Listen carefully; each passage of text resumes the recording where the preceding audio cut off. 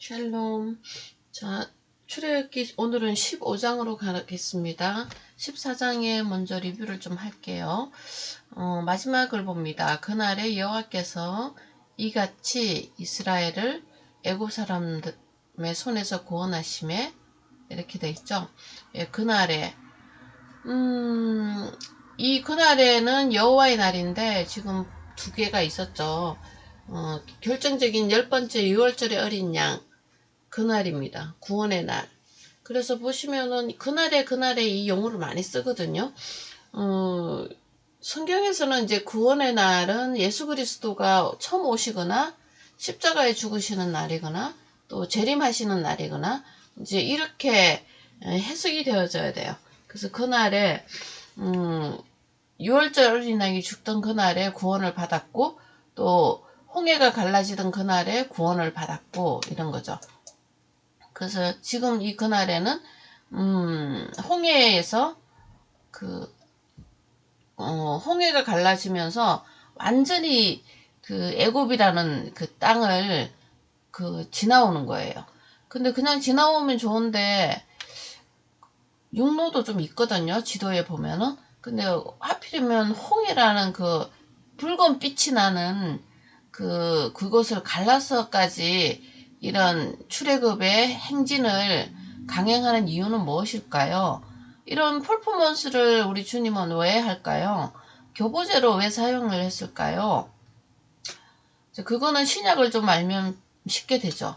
예수 그리스도의 피, 주님의 십자가의 죽으심으로 인해서 우리가 이 세상에서 함께 죽었다는 거거든요.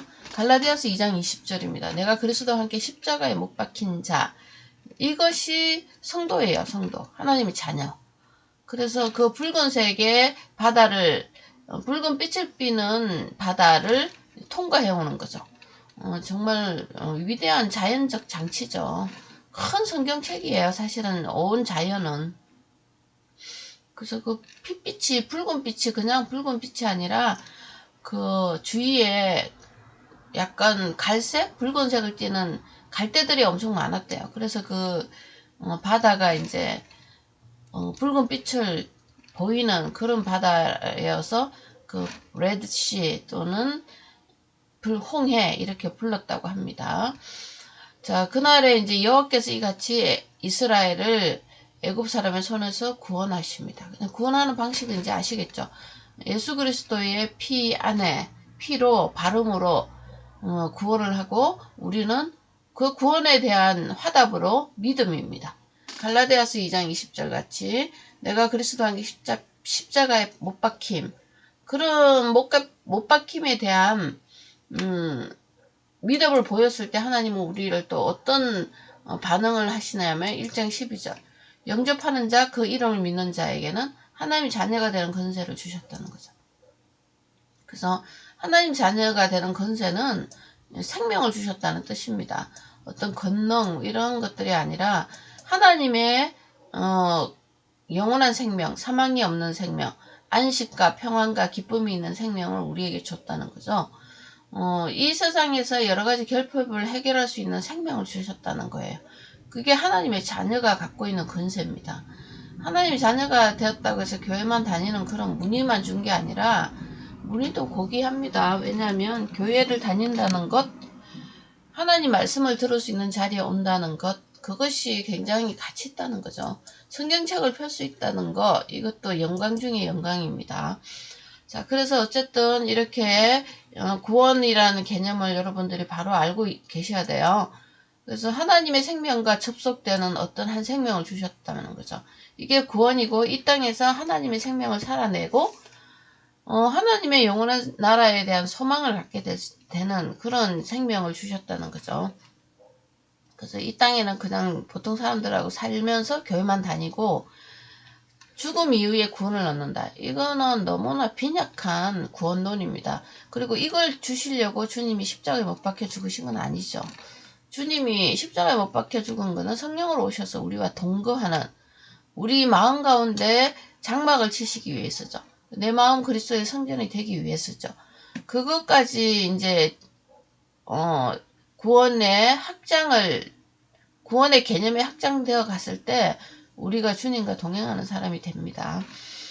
자, 그래서 이스라엘이 바닷가에 애굽 사람들이 죽은 것을 보았더라. 이렇게 됐죠. 이스라엘이 우리가 구원받은 사람이 이스라엘이잖아요. 바닷가에 사람들이 죽어 있는 거. 예, 세상 사람들이 죽어 있는 거죠. 이게 결국은 내 모습이겠죠. 세상 사람과 짝하여서 세상에서 살던 나를 주님이 예수 그리스도의 피로 구원을 받아서 이스라엘이 되게 해주신 거잖아요. 그래서 속사람과 우리가 겉사람 이렇게 나누잖아요. 그래서 그 속사람은 구원을 받은 사람인데 이스라엘이 되었죠. 그 사람은 세상 사람과 함께 죽음을 당할 수밖에 없는 입장에 있어요. 그래서 이것을 우리가 날로 날로 후패해 간다 또는 질그릇이다 이렇게 이야기를 하죠. 자, 이렇게 자신의 옛사람이 죽은 것을 이제 보는 것, 이게 굉장히 중요한 영적인 사건입니다. 사실은 이런 영적인 사건을 우리가 봐야 하나님의 속사람이나 하나님의 생명이 있다는 것을 알게 되죠. 자, 그래서 결국은 이스라엘이 여호와께서 애굽 사람에게 행하신 큰 권능을 보았으므로 예, 여호와께서 애굽 사람처럼 사는 나에게, 애굽 사람인 나에게 십자가 예수 그리스도의 사랑을 보여주셨으므로 백성이 여호와를 경외하며 내가 여호와를 경외하며 여호와의 말씀을 경외하며 여호와의 언약을 경외하며 여호와의 말씀하심에 대한 믿게 하시는 성취하시고 완성하시는 그 믿음으로 여호와를 경외하며 여호와와 그의 종 모세를 믿었더라. 우리도 이제 하나님과 그의 종, 말씀을 가르쳐주는 사람들을 믿어야 돼요. 복음 전도자들 믿어야 된다는 거죠. 율법으로 가르쳐갖고 율법의 종을 만드는 사람 말고요. 모세는 이제 율법의 대명사이긴 하지만 여호와 여기서는 모세는 두 가지 역할을 하죠. 중보자, 하나님의 말씀을 전달하는 사람. 믿었더라는 거죠. 자, 그 다음에 이제 이런 믿은 사람들이 어떤 마음의 행보를 보이냐면 15장입니다. 그때에 이제 두 가지 구원을 완전히 받았던 그 사람들이 그때에 노래하죠. 찬송이 이제 터져 나오는 겁니다. 여호와께 노래하니 여호와를 찬송하리니 그는 높고 영화로우시며 말과 그 탄자를 바다에 던졌습니다. 이런 사실을 기반으로 하나님을 이제 알게 되는 거죠. 여호와는 나의 힘이시여 노래시여 나의 구원이시다. 그는 나의 하나님이시니 내가 그를 찬송합니다. 내 아버지의 하나님이시니 내가 그를 높이리로다. 여호와는 용사시니 여호와는 그의 이름이시로다. 바로의 병거와 그의 군대를 바다에 던지시니 최고의 지휘관들이 홍해에 잠겼고 깊은 물이 그들을 덮으며 그들이 돌처럼 깊음 속에 가라앉았다. 예, 이거는 이제 세상 사람들을 심판하시는 하나님, 자기 백성을 구원하시는 하나님, 이게 두 개를 딱 나눠주죠. 그래서 여호와는 결국은 구원의 하나님이심을 보여줍니다. 무슨 구원이냐면 세상의 죄에서 구원하시는 분, 우리 영혼의 죄에서 구원하시는 분입니다.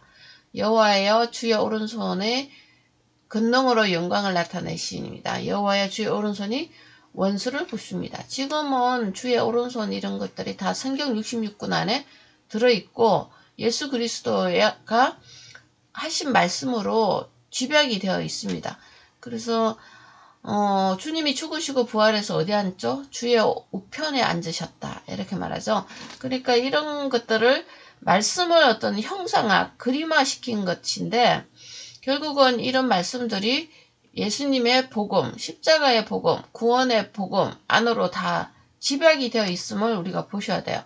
그래서 이거를 영적이라고 그러는 겁니다. 지금 로고스라는 이 문자 가지고 이렇게 표현을 했지만 그것에 담겨져 있는 내면을 아셔야 돼요. 그러시면 안에 들은 내용, 컨텐츠를 아셔야 되는 거죠.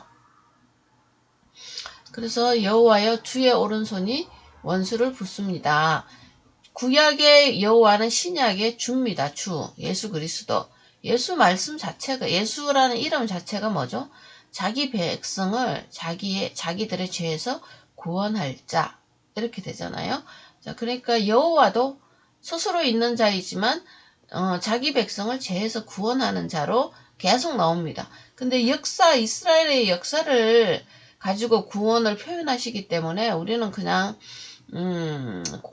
구약에서는 잘하면은 복을 주고 또 잘못하면은 때리고 이런 하나님의 모습으로 계속 나오거든요. 근데 이제 그것을 읽을 때 이분이 왜 이렇게 화가 났을까? 이분이 왜 이렇게 구원을 주셨을까? 이런 것을 이제 알아나가야 된다는 거죠. 그게 하나님의 심정과 마음입니다. 그리고 자세히 들여다보면 우리가 죽을 짓을 했는데도 구원을 해주는 일이 빈번하거든요. 근데 이게 왜 이럴까? 이거는 하나님이 언약하시는 분이라는 걸 아셔야 돼요. 여호와는 말씀하셨고 성취하셨고 완성해 가시는, 다시 말해서 언약하시는 하나님이신 것을 우리한테 계속 보여주죠. 그래서 언약의 이제 근간이 뭔지를 보시면은 이분의 말씀이라는 거죠. 무엇을 말씀하셨는지 보면 돼요. 구원의 하나님이신 것을 알 수 있는 것이 창세기 3장부터 나와요. 그 죄를 짓고 난 다음 하나님의 피조물인 인간에게 뭐라고 말하죠? 예, 여인의 후손 이야기를 하거든요. 여인의 후손이 오면 니네들이 이 뱀의 후손들에게서 구원을 받을 것이다. 건짐을 받을 것이다. 근데 이제 그것이 그냥 주는 게 아니라 여인의 후손이 와서 뱀의 머리를 밟고 그 다음에 뱀도 만만치 않죠. 뱀의 후손들이 여인의 후손의 그 뒤꿈치를 물을 것이다. 이런 전쟁의 상황을 설명을 해주는 거잖아요. 그래서 이 여인의 후손이 이제 어떻게 오느냐. 이게 누누이 기록된 게 성경 그 39권이에요. 그래서 그 안에 이제 숨겨져 있는 말이죠. 그 다음에 신약이 시작하면서 예수 그리스도가 펑 나타나는 거죠. 구약의 어떤 이야기 안에서 구속사적인 관점으로 보지 않으면 예수님의 죽으심과 부활이 드러나 있지 않아요. 그러면 신약에서 펑 나타나신 예수 그리스도를 여호와로 직면할 수가 없다는 거죠. 구원의 주로 직면할 수가 없다는 거예요. 그래서 우리가 이 성경책을 찬찬히 읽어와야 돼요. 그래서 거기서 주님의 죽으심과 부활을 계속 발견해 오면서 와야 말라기를 건너고 400년의 암흑을 건너서 나타나신 주님, 빛으로 오신 주님, 내 말이 곧 영이고 살린다는 그분을 우리가 알아볼 수 있어요. 창세기의 3장에 죽었던 그분, 다시 살아나셨던 그분, 우리를 살려주셨던 그분의 말이죠. 말씀이 되어서 역사 속에서 계속 왔다는 거죠. 그러니까 말씀이 육신이 되어서 온 게 신약의 복음서인데 그때뿐만 아니라 구약에도 누누이 있었다는 것을 우리가 볼 수 있다는 거죠. 단 성령의 역사로 눈이 떠진 사람들만 보는 이야기예요. 안 그러면 문자로 계속 보게 돼 있습니다. 그러면은 이런 말을 해요. 어떤 침례교 계통 목사들인데 구약은 필요 없다는 거예요. 신약이 다 완성됐기 때문에. 예수님께서 십자가에 못 박힌 그 죽으신 것만 완성이 됐기 때문에 그분들은 계속 이제 신약 이야기만 계속 하는 거죠. 그거 해도 틀린 건 아니에요. 그렇지만 구약에 드러난 예수를 알지 못하면 뿌리 없는 부초 같은 나무, 물에 둥둥둥 떠다니는 그런 나무같이 부초 같은 믿음을 가질 수밖에 없다는 것이 인간의 마음이라는 거예요. 그래서 구약을 잔잔히 살펴보면서 그곳에서 주님의 어떤 모습으로 죽으시고 부활하신 것이 있는지를 우리가 이제 알 수 있다는 거죠. 자, 그래서 지금 보시면은 여호와는 그의 이름이시로다. 이제 여호와가 어떤 분인지 알아가는 거예요. 이 출애굽 세대들이. 그래서 이런 발견들은 대단합니다. 내 아버지 하나님이시니 내가 그를 높이십니다. 그러니까 내 아버지께서 할아버지 아버지한테 계속 여호와의 이름, 신앙이 전달이 되어 왔다는 거죠. 그래서 이분들은 이제 아브라함의 하나님부터 시작했겠죠. 그래서 우리가 가정교육에서 신앙교육이 굉장히 중요한 것을 볼 수 있습니다.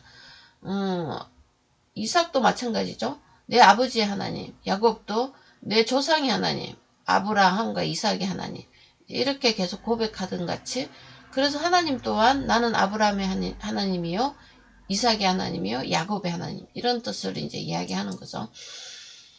자, 그래서 오른손의 권능, 이건 예수 그리스도의 말씀을 이야기합니다. 진리, 복음이라고 하는 거, 십자가의 죽으심의 부활의 의미, 나와의 어떤 상관관계가 있는지 이런 것을 표현하시는 하나님이고 거기서부터 능력이 나온다는 것을 우리가 알고 믿게 되어서 구원을 얻은 자가 되는 거죠.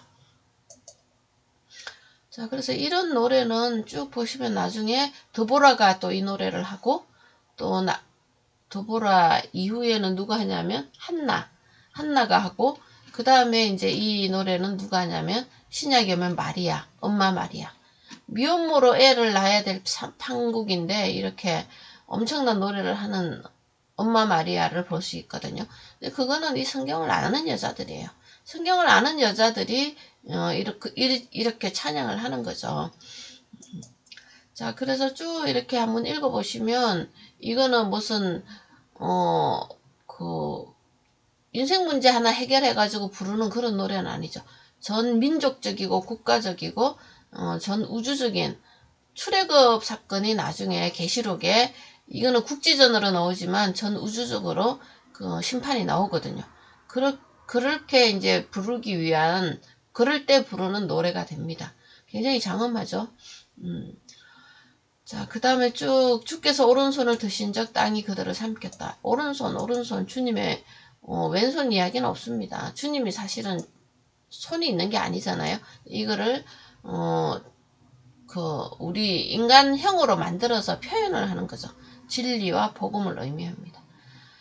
그 다음에 이제 주의 인자하심으로 주께서 구속하신 백성을 인도하시되 주의 인자하심, 언약을 기반으로 하는 사랑, 이거를 아가페라 그러죠.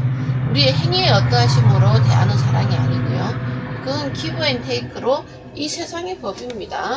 그런데 주님은 우리의 어떠하심이 아니라 당신의 말씀하심으로 우리를 구원해 주신다는 거죠. 주의 힘으로 그들을 주의 거룩한 처소에 들어가게 합니다. 거룩한 처소, 예, 말씀입니다. 말씀으로 믿는 것, 그것에 거룩한 처소죠. 왜냐하면 하나님이 계시는 곳이니까. 우리의 믿음 안에 주님이 그 자소를 만드시잖아요.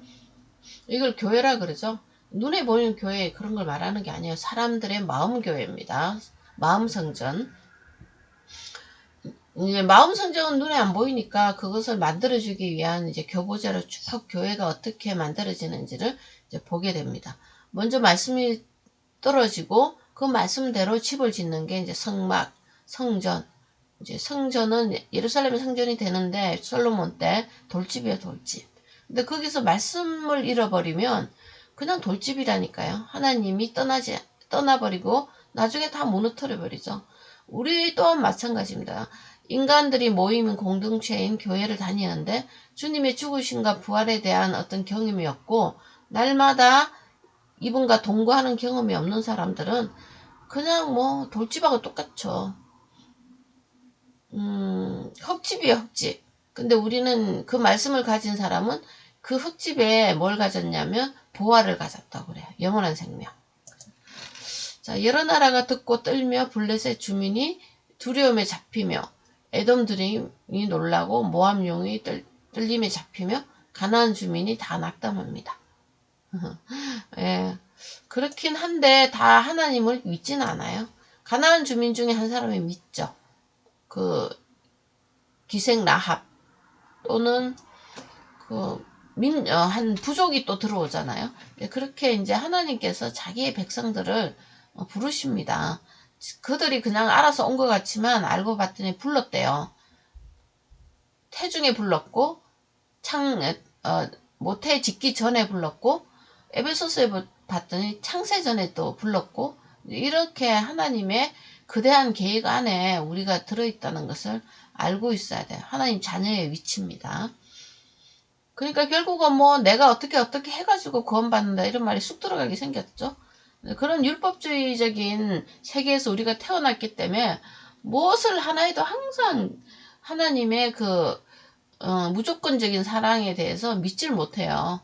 육신을 가지고 있는 이 율법적인 세계관으로 살고 있는 사람들은 항상 그런 세상 가치관으로 하나님을 만나게 되니 이제 항상 두렵죠. 근데 이제 전체 성경에서는 그렇게 말하지 않습니다. 하나님께서 이미 그 자식을 만들었고 그 다음에 타락했고, 하지만 그 아버지가 그 타락한 백성을 구원하러 오시는 분, 찾으러 오는 분이라는 것으로 우리가 믿지 않으면 이 성경은 계속 세상적인 가치관으로밖에 읽을 수 없습니다.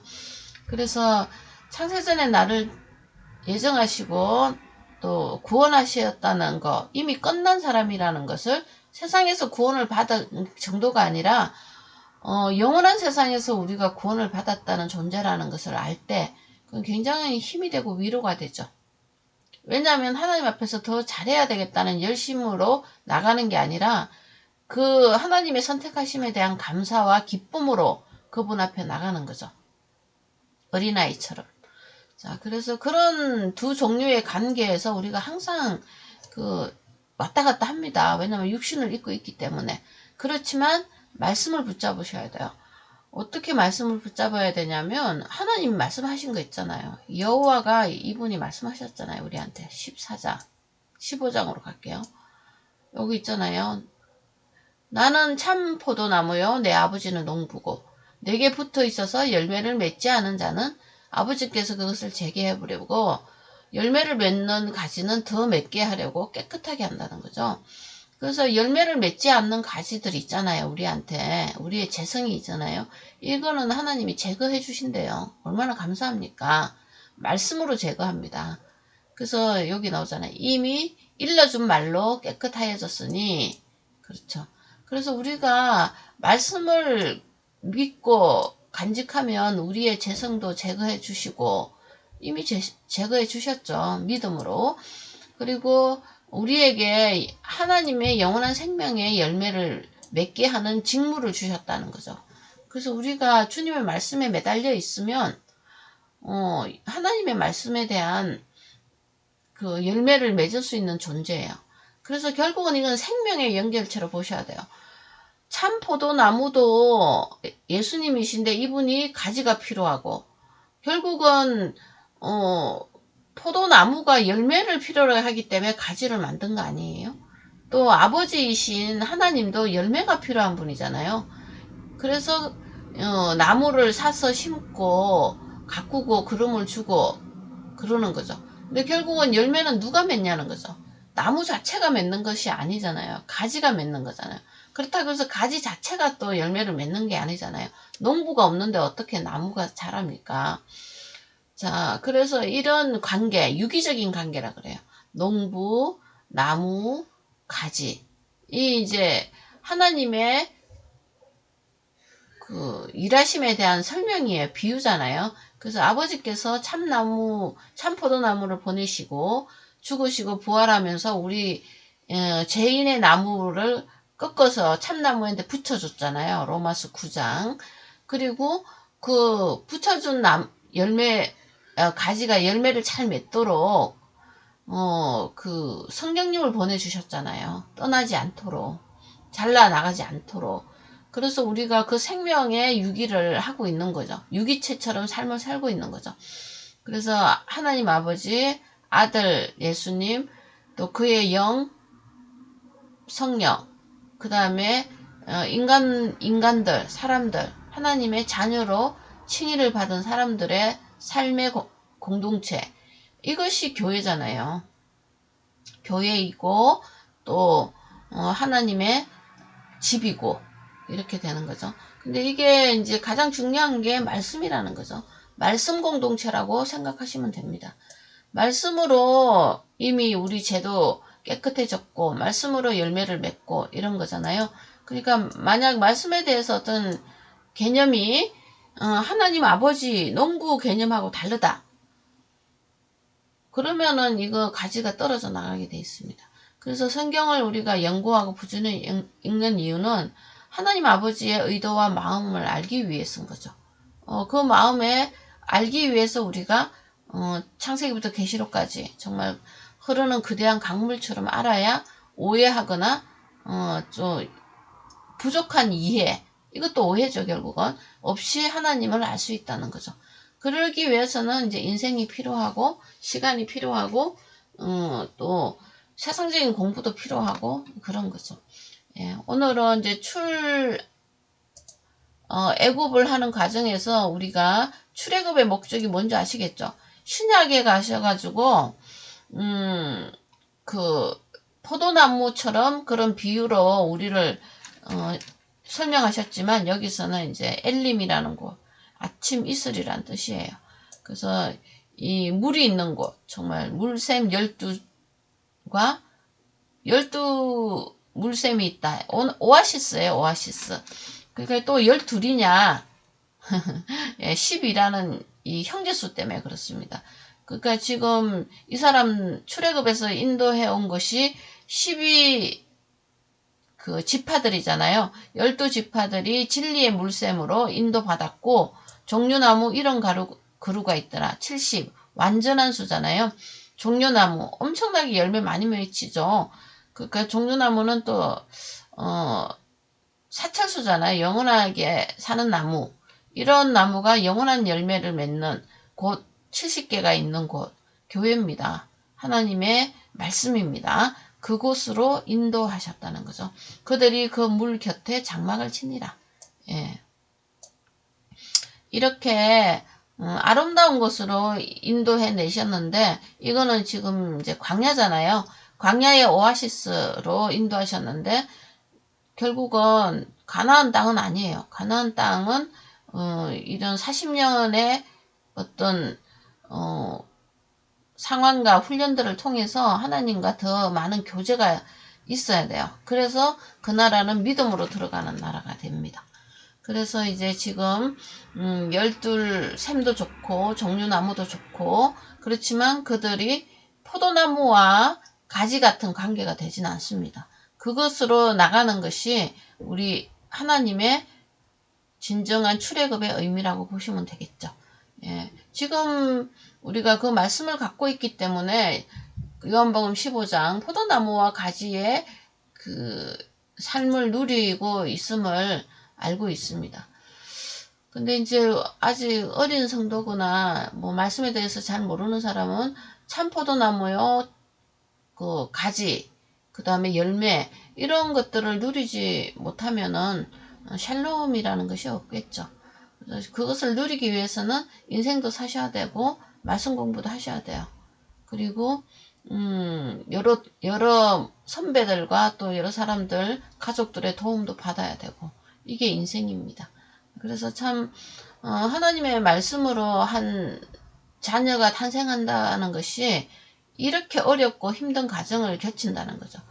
결국은 출애굽의 사건에서 이제 십자가의 죽으심에 예수님의 죽으심에 대한 컨텐츠를 보게 되는 거죠. 나 하나를 구원하시려고 주님의 그냥 십자가에 달랑 매달린 이 과정이 공생의 3년인데 그 과정이 출애굽의 그 여정을 보면서 이렇게 어렵고 어려운 일이구나. 이렇게 이제 볼 수가 있고 우리의 원래 주인은 하나님인데 사탄이 속여서 우리를 잡고 있었잖아요. 세상의 신인 사탄이 나를 이렇게 쉽게 놔주지 않는구나. 그래서 내가 하나님을 복음을 만나라고 하는 이제 이 여정과 복음을 가지고 사는 여정이 이렇게 쉬운 여정이 아닌 이유가 이제 해석이 됐죠. 그러다 보면 이제 하나님 앞에서 사는 삶에 대한 용기, 위로, 소망을 보셨잖아요. 그것이 이제 믿음이 더욱더 견고해지는 업그레이드해지는 그런 계기가 됩니다. 그래서 우리가 이렇게 십자가 복음 말을 많이 하지만 그 안에 있는 컨텐츠를 역사적인 이 스토리로 알지 않으면 그냥 형상화 시킬 수밖에 없어요. 왜냐면 난 십자가에 죽은 예수를 본 적이 없거든요. 그리고 이제 기록된 것만 달달달 외웠거든요. 그래서 삶의 깊이가 없어지고 주님과의 깊은 만남이 없어지는 거예요. 그래서 구약의 유용성은 대단합니다. 이스라엘이 그렇게 힘들게 살아온 역사, 하나님의 역사죠. 그들의 역사이면서 그 역사 속에서 우리가 예수님의 마음과 하나님의 사랑을 배우지 못한다면 우리 또한 다시 유대인처럼 율법주의자, 세상의 종처럼 살게 되는 수밖에 없는 거죠. 그래서 오늘은 출애굽 사건을 이제 마무리하면서 그 광야 삶이 이제 연결이 되잖아요. 그래서 십자가 사건과 그 목적이 무엇인지에 대해서 설명을 해드렸어요. 오늘은 이제 신약의 이 말씀을 간직하는 게 좋겠죠. 출애굽의 목적은 나무 가지와 그 열매를 맺는 관계, 그런 생명의 유기체로 붙어 있는 우리 성도들의 관계를 알게 하기 위해서입니다. 그러니까 결국은 우리 가지처럼 연약해 보이는 내가 없으면 열매도 못 맺고 나무도 필요 없고 농부도 필요 없는 거죠. 그래서 우리가 이제 하나님 아버지의 마음을 안다면 우리를 통해서 맺고자 하는 그 열매의 그 가치, 그 다음에 그 열매를 내어놓아야 하는 나의 연약한 가지의 가치, 이런 것들이 굉장히 소중하죠. 그래서 우리가 한 성도가 굉장히 귀한 거예요. 그리고 나도 귀하죠.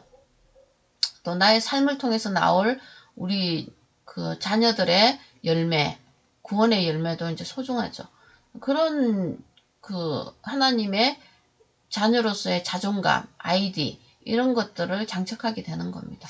자, 오늘은 여기까지 하겠습니다. 샬롬.